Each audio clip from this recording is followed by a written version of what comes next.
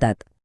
ह्या आजारांबद्दलची एक सगळ्यात मोठी गोष्ट म्हणजे ते बहुतेकदा क्रॉनिक असतात. म्हणजे काय?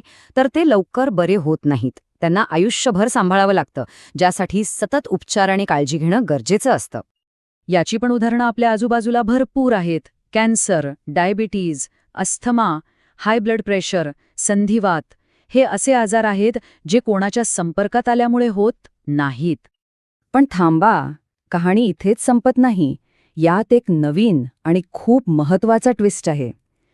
असंसर्गजन्य रोगांमध्ये एक असा प्रकार आहे जो आजच्या जगात खूप वेगाने वाढतोय आणि याचं मूळ आहे आपल्या रोजच्या सवयींमध्ये. जरा विचार करा, असं होऊ शकतं का की एखादा आजार आपल्या रोजच्या जेवणाचा, व्यायामाचा आणि इतर सवयींचा थेट परिणाम असेल? हाच प्रश्न आपल्याला एका नव्या आणि वाढत्या प्रकारच्या आजारांकडे घेऊन जातो. यांनाच म्हणतात जीवनशैलीशी संबंधित रोग.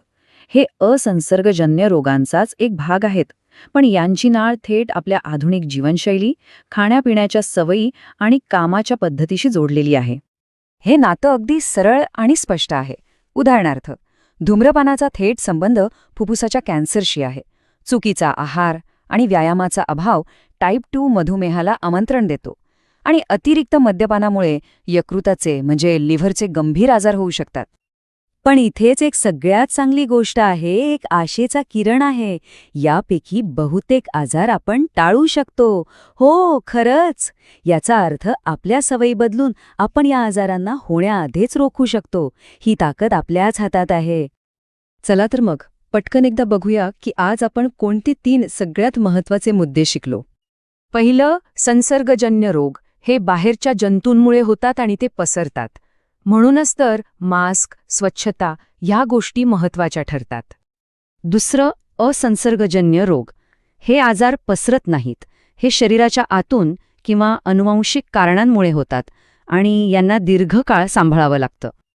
आणि तिसरं, सगळ्यात महत्त्वाचं, जीवनशैलीशी संबंधित रोग हे असंसर्गजन्य रोगांचाच एक भाग आहेत जे आपल्या सवयींवर अवलंबून असतात. आणि लक्षात ठेवण्यासारखी गोष्ट म्हणजे हे पूर्णपणे टाळता येऊ शकतात. तर आता हा फरक आपल्याला कळाला आहे. मग आता विचार करा, या माहितीच्या आधारावर आपण आपल्या स्वतःच्या आणि आपल्या समाजाच्या आरोग्याकडे बघण्याचा आपला दृष्टिकोन कसा बदलू शकतो?